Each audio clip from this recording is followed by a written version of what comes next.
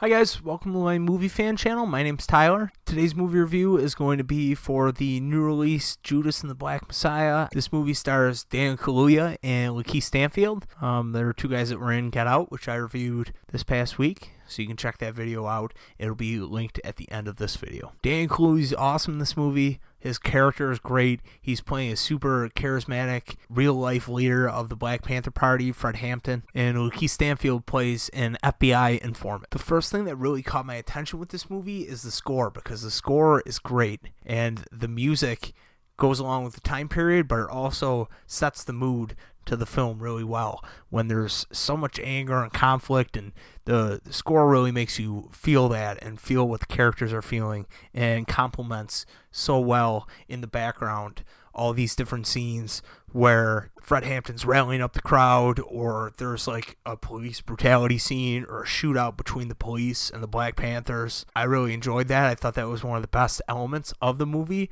was that score. And just there in the background, sometimes you don't notice it, and that's what makes a score really good. Because of everything that was going on in this movie emotionally, with the violence and the warring in the streets, people are very angry and passionate on both sides of all these different issues that this movie delves into. Daniel Kaluuya shows a really charismatic side to himself. As I said, he really gets into this character, and I liked seeing him. That scene in the trailer that you see where he's hyping up the crowd and he's screaming, "I am a revolutionary," the Fred Hampton quote, that is one of the most famous quotes of his. And that scene was great, and it built up to that to a point, but this movie's pace was kind of all over the place. And, that scene was really good. There's scenes with him that are really great, but there's certain scenes that kind of weigh the movie down and totally change the pace. I was invested, and then I wasn't, and then I was again come the end of the film. So Lakeith Stanfield is really the main character. You follow him around. He's an FBI informant. So he's trying to save his own skin by staying out of jail if he gives intel by infiltrating the Black Panthers. There's also parts of the movie where it seems like he's actually joining the cause and he's doing things to contribute to their revolution. But there's scenes, he plays it really well, where it seems like he might have Stockholm Syndrome and he just feels captive or he feels trapped.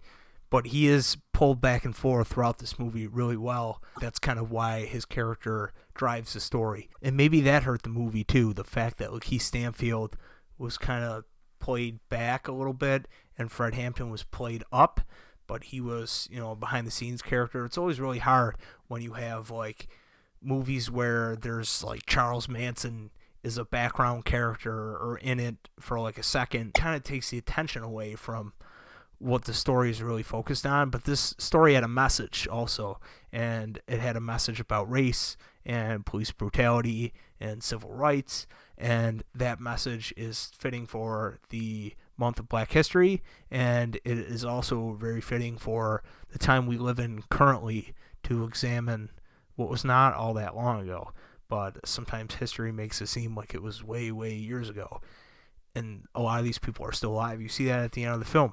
One of the main characters in this movie, Fred Hampton, his wife, or soon-to-be wife, the mother of his child, is still alive, and she has a son, and the son is leading the Black Panther Party, and he's still fighting the same fight that his father was.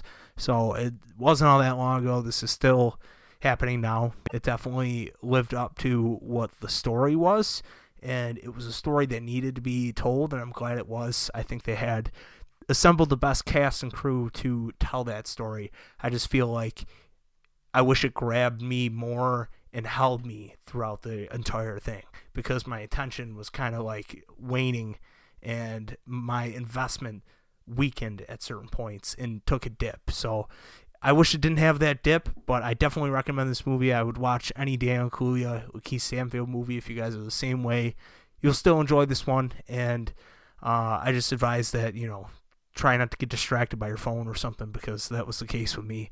And maybe if I watch it in the movie theater coming up in the next couple days, I'll have a different opinion. Follow my social media. I'll jump in the comments and let you know if my opinion changes at all. But yeah, I did enjoy this movie, and I recommend it.